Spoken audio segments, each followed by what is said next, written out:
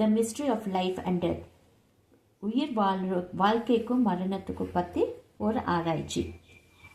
அந்த காலத்தில் வஜ்ரஷவான்னு ஒருத்தர் இருந்தார். அவர் யாகம் பண்ணுவார். என்ன யாகம்னா கோதான யாகம். எதுக்காக கோதான யாகம் பண்ணுறாருன்னா, கடவுளுக்கு கோதானம் அப்படி நம்ம யக்னத்தில் கொடுத்தோம்னா நம்மளுக்கு கடவுள் ப்ளீஸ் பண்ணி நம்மளுக்கு வரங்கள் கொடுப்பாங்கன்னு ஒரு மனநம்பிக்கை. அந்த மனநம்பிக்கையோடு அவர் பண்ணுறாரு. அந்த பீரியடில், அந்த காலத்தில் கோதானம் ரொம்ப சிரேஷ்டம். எதுக்காக அப்படின்னா, ராஜாங்கம் மற்றும் நல்ல பணக்காரங்களை இருக்கிறவங்க மாடுங்களை ரிஷிங்களுக்கு தானமாக கொடுத்துட்டு போவாங்க. அப்போ இதில் வஜ்ரஷவா ஒரு wealthy man. He is a not a king, அவர் ஒரு வெல்த்தி மேனு. அப்போ தானம் கொடுக்கும்போது நம்மளுக்கு ஒரு நல்ல கடவுள்கிட்டேருந்து ஒரு ப்ளீஸ் கிடைக்கிது. ஸோ அவங்க கொடுப்பாங்க. ஸோ நல்ல மாடு ரிஷிங்களுக்கு கொடுத்தாங்கன்னா ரிஷிங்க என்ன பண்ணுவாங்க, அந்த மாடு பால் கறந்து அவங்க சிஷ்யர்களுக்கு ஃபேமிலிக்கு யூஸ் பண்ணுவாங்க. ஸோ அந்த மாடு ஒரு புனிதமானவள் நினைக்கிறோம். அந்த இப்போ ஒருத்தர் வீட்டில் இறந்துட்டாங்கன்னா அப்போ அவங்களோட நினைப்போட ஒரு மாடு ஒரு ஆசிரமில் கொடுக்கும்போது அந்த மாடுக்கு நம்ம ஒரு சாரி, ஒரு நகைகள் கூட கொடுத்து அவங்க ஞாபகார்த்தமாக அந்த மடத்துக்கு நம்ம கொடுக்குறோம். அந்த மாதிரி அந்த வஜ்ரஷாவை கொடுத்தாரு மாடு.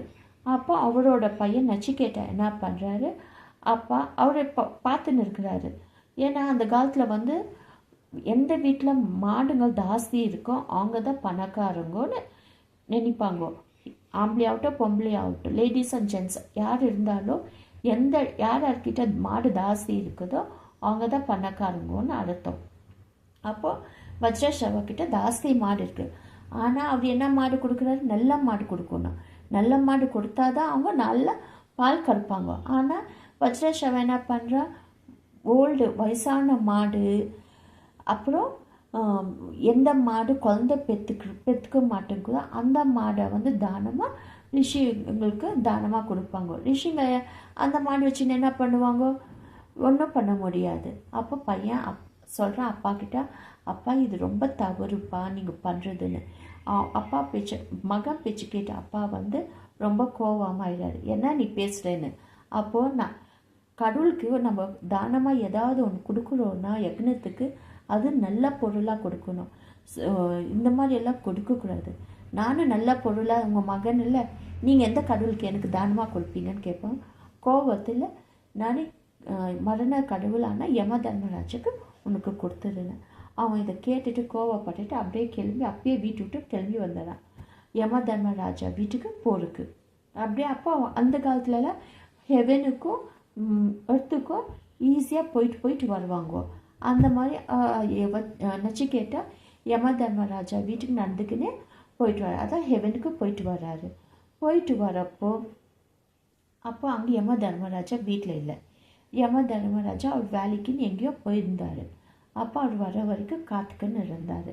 அப்போ யம தர்மராஜா பார்க்கும்போது இந்த பையன் 3-4 நாளில் என் வீட்டு முன்னாடி உட்காந்துருக்க, யாரப்பா நீன்னு கூப்பிட்றாங்க. அப்போ அவர் நச்சிகேட்டா உள்ளே வரேன், நான் இந்த மாதிரி வஜ்ரஷாவோட பையன், நான் உங்களை பார்க்குறதுக்காக வந்திருக்கேன். அப்போ யம தர்மராஜா, பரவாயில்லையே என்ன பார்க்குறதுக்கு வந்திருக்கிறேன்னு ரொம்ப சந்தோஷப்பட்டு, நான் உனக்கு 3 வரம் கொடுக்குறேன், நீ என்ன வரம் கேட்டாலும் நான் கொடுக்குறேன்னு.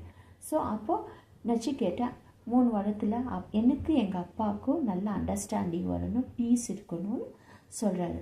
ஸோ யம தர்மராஜா சரி கொடுக்குறேன். 2வது வாரம் எங்கள் அப்பா எவ்வளோதான் தப்பு பண்ணியிருந்தா கூட அது நீங்கள் மன்னிச்சிடணும், அது கூட அவர் தலையாட்டிட்டார். அப்புறம் 3வது வாரம் என்னதுப்பான்னு கேட்குறேன், லைஃபுக்கும் டெத்துக்கும் என்ன சம்மந்தம் இருக்குது, அதில் என்ன மிராக்கல் இருக்குது, மிஸ்ட்ரி அதுக்குள்ளே என்ன இருக்குது இன்னும் ஆராய்ச்சி கேட்குறாரு. அப்போது இதுவும் யம தர்மராஜா, நீ கேட்குற கொஸ்டின் பெரிய கொஸ்டின்னு, இதை நான் ஒரு வாரத்தில் எப்படி நான் சொல்கிறது, இது கடவுளுங்களுக்கே இந்த இது புரியாது, வாழ்க்கையை பற்றி என்ன மரணம் பற்றி தெரியாது, ரிஷி முனிவர்களுக்கோ தெரியாது, நீ சின்ன பையன் உனக்கு எப்படி தெரியுது, இல்லை எனக்கு தெரியணும். அப்போ தான் இதை விட நீ வேறு ஏதாவது கேளு, நான் மெட்டீரியல் வேர்ல்டில் உனக்கு என்னென்ன ஆசை இருக்குதோ அதை நான் ஃபுல்ஃபில் நான் பூர்த்தி செய்கிறேன். ஆனால் நீ கேட்குறது வாழ்க்கை மரணம் பற்றி கேட்குறியே எப்படின்னு. இல்லை யம தர்மராஜா, எனக்கு அதை பற்றி தெரிஞ்சாதான் நான் வாழ்க்கை வாழ முடியும். அப்போ யம தர்மராஜா சொல்கிற செல்ஃப் ரியலைசேஷன், நம்மளை பற்றி நினைக்கணும், நம்மளை பற்றி தெரியணும், எங்கே எது பற்றின்னு ஆராய்ச்சி பண்ணாதான் நம்ம அதை பற்றி நம்ம கிளியராக தெரிஞ்சுக்க முடியும். இப்போது ஒருத்தர்கிட்ட ஜாஸ்தி பணம் காசு இருக்குது, நம்மக்கிட்ட கம்மியாக இருக்கும். அப்போ அவர் பற்றி நம்ம மனசால் நம்ம நினைக்கும் போது நமக்கு அங்கே நம்மளோட ஆன்மா வீக் ஆகுது. வீக் ஆகணுன்னு என்ன ஆகும், நம்மளுக்கு பல நோய்கள் வரும், மன கஷ்டங்கள் வரும். அது தவறாகுது. அந்த செல்ஃப் ரியலைசேஷன் பற்றி தெரிஞ்சிச்சேன்னா நம்ம இந்த மெட்டீரியல் திங்ஸு எல்லாமே ஒரு அல்ப சந்தோஷம் தான். எல்லாம் ஒரு மிஞ்சி போனால் ஒரு நகை போட்டுட்டு ஒரு 5 நிமிஷம், ஒரு 10 நிமிஷம், ஒரு 1/2 hour தான் அந்த சுகம் கிடைக்கும். ஒரு புது சாரி கட்டினா ஒரு 10 நிமிஷம். ஆனால் நிரந்தர சந்தோஷம், நிரந்தர நிம்மதினா என்னதுன்னா நம்ம மன அமைதி, மன திருப்தி, அதுதான் செல்ஃப் ரியலைசேஷன். அப்போ அவர் தெரிஞ்சுட்டு சரி கடையில் நான் கிளம்புறேன்னு, நீ நல்ல ஆயிலோடு நல்லா இருக்கிறேன்னு யம தர்மராஜா நச்சிகேட்டக்கு சொல்லிவிட்டு நான் பூலோகத்துக்கு போனால் நான் ட்ரூத்தோடு போய் வாழ போகிறேன் கிளம்பி பூலோகத்துக்கு வர்றாரு. இதுதான் ஸ்டோரி. பிடிச்சிருந்து லைக் பண்ணுவோம்.